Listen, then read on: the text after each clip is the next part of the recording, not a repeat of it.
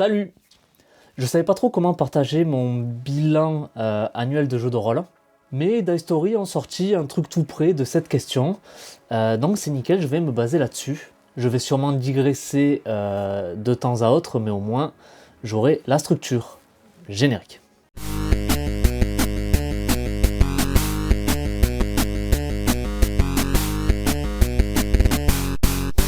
Première question, le jeu qui clôt 2024. Alors au moment où je tourne, on est le 29 décembre, donc je pense pas que d'ici mardi soir il y aura d'autres parties.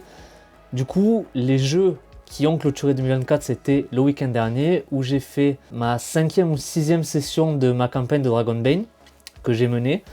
Et le lendemain, j'ai également mené un scénario du supplément Wendigo de Cthulhuac, qui s'appelle Souillure, que j'ai fait avec ma mouture perso du système Year Zero Engine. Deuxième question, le coup de cœur de 2024, je dirais que c'est Walking Dead, qui n'est pas encore sorti, mais comme j'ai participé au financement pour la localisation du jeu en français, ça fait un petit moment que j'ai les PDF. Et en dehors de l'univers zombie, post-apo, quoi que ce soit, c'est surtout l'épure qui a été apportée par Free League sur son système, encore une fois, Year Zero Engine, que j'ai trouvé ultra pertinente sur plein de points, et je m'en suis servi pour justement travailler sur le système que moi j'utilise. Vraiment, c'était plein de petits éléments, en plus du fait que, ça je crois que j'en ai déjà parlé, qui traitent les hordes de zombies plutôt comme une menace environnementale que comme une centaine d'unités de PNJ. Et c'est extrêmement malin, je trouve.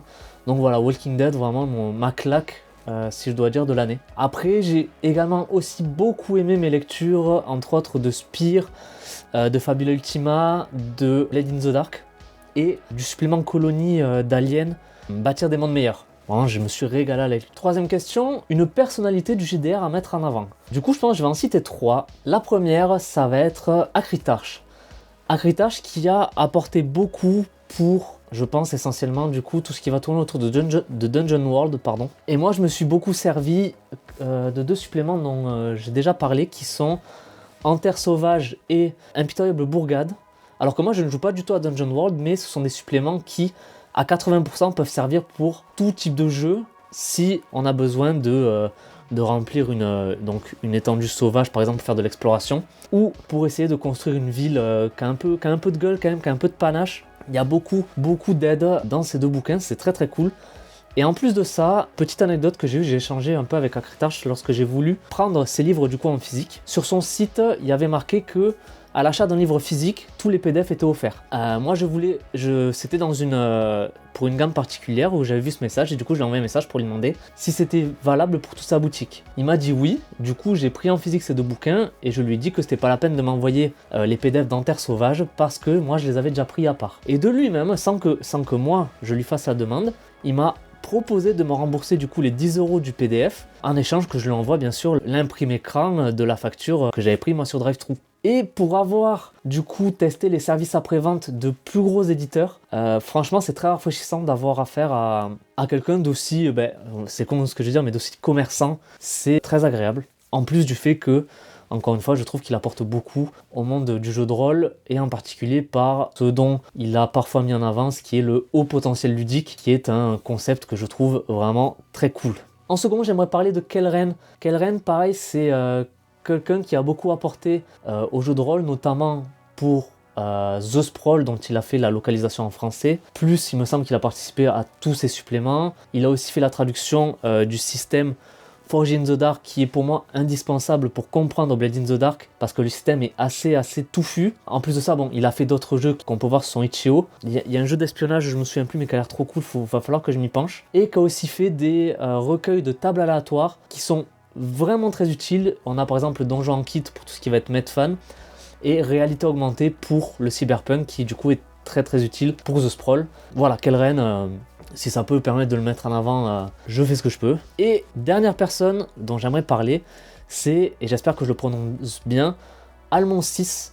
Almon6 qui est l'auteur de, entre autres, Space War Story, qui est un jeu dont j'avais déjà parlé, qui permet d'émuler des one-shot cinématographique d'horreur dans une ambiance spatiale, comme l'indique son nom. Et il y a plein de petits trucs qui sont très intéressants dans ces jeux, et je trouve ça cool qu'en étant tout seul, il arrive à sortir un jeu en faisant les règles, les plans, les illustrations, et qui est vraiment une proposition derrière, et avec, comme je disais, des petites mécaniques très originales. Là directement je pense aux cartes de tension qui vont me permettre de pouvoir créer du jeu. Voilà, c'est ces petits trucs que je trouve cool. J'ai beaucoup souvent parlé d'Ino. Ino, c'est aussi un mec qui fait tout dans ses jeux de rôle, qui a des propositions incroyables pour moi. J'ai déjà dit, mais Ino, c'est mon auteur préféré. Mais voilà, cette année, Almond 6 m'a vraiment surpris. J'étais très agréablement surpris du coup par son travail. Voilà. Quatrième question, une facette de votre pratique qui a évolué en 2024.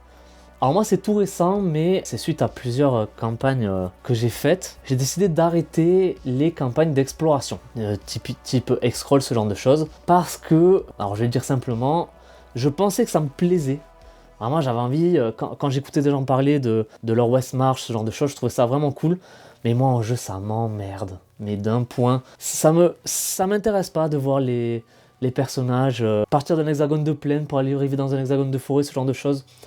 Moi j'aime bien quand les enjeux sont un peu plus réduits à l'échelle notamment d'une ville. C'est pour ça que là actuellement je suis beaucoup en train de m'intéresser à la fantasy urbaine, que ça soit entre autres avec The Spire ou Spire tout court, ou Blade in the Dark, ou alors carrément des huis clos ou vraiment enfermés dans des petits villages qui se prêtent énormément aux histoires d'horreur. Mais voilà, moi les grandes explorations avec des règles de voyage, de consommation de nourriture, de rationnement et tout, d'encombrement, je me suis rendu compte que c'était quelque chose qui ne me plaisait plus du tout. Je pense qu'à une époque ça a dû me plaire, mais je pense que c'est vraiment pas le plus intéressant dans la pratique, en tout cas pour moi.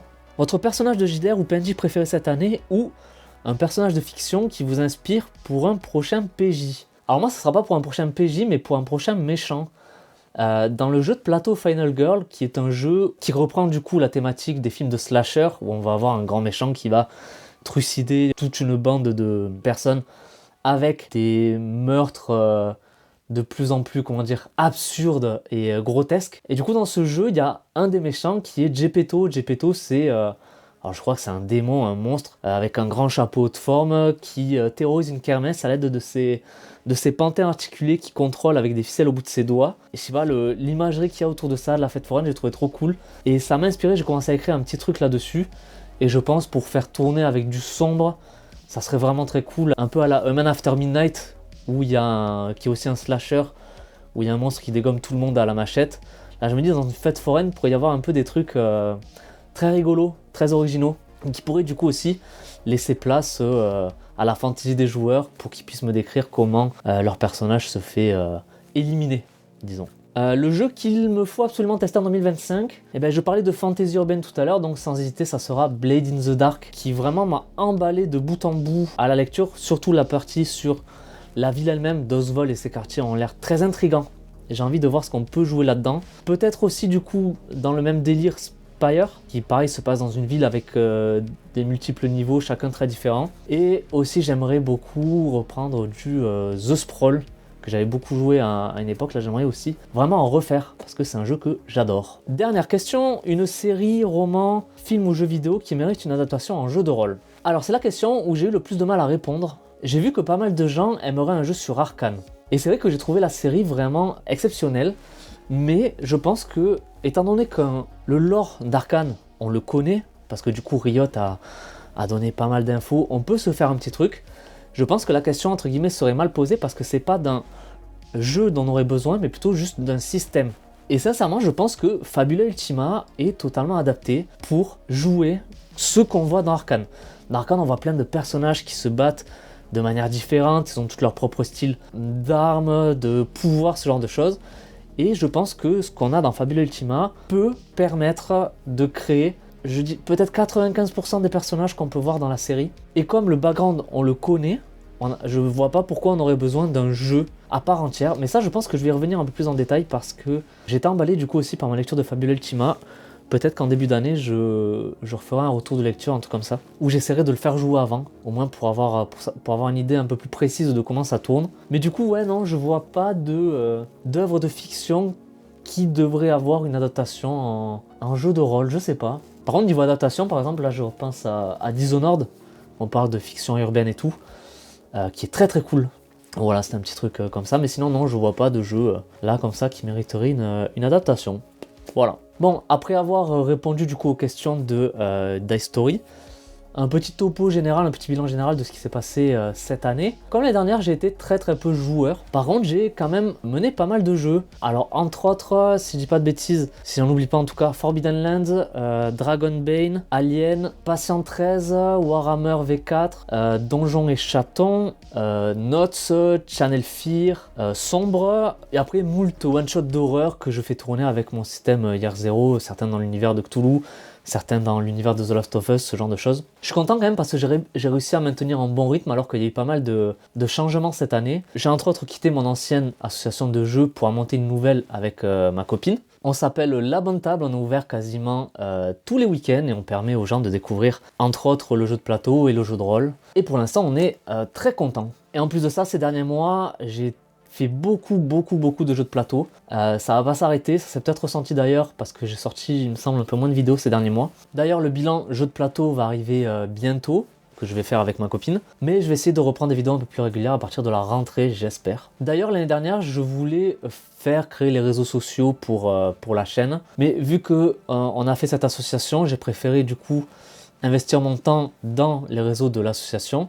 Mais du coup, si vous voulez venir discuter avec nous en direct, et notamment sur Discord, je vous mettrai les liens dans la description, du Discord donc, mais aussi des autres réseaux qu'on a. Si jamais vous voulez aller mettre un j'aime pour nous soutenir, ce serait très cool. Et le Discord surtout, n'hésitez pas, même si vous ne faites pas partie de l'association, on est toujours ravis de discuter de jeux dessus. Donc voilà, je souhaite à tout le monde d'excellentes fêtes de fin d'année si vous regardez cette vidéo avant le réveillon. Je vous souhaite également une excellente année 2025. Pensez à mettre un j'aime si ça vous a plu, à commenter si vous avez des trucs à dire et à vous abonner si c'est pas fait. C'était Cyril, salut!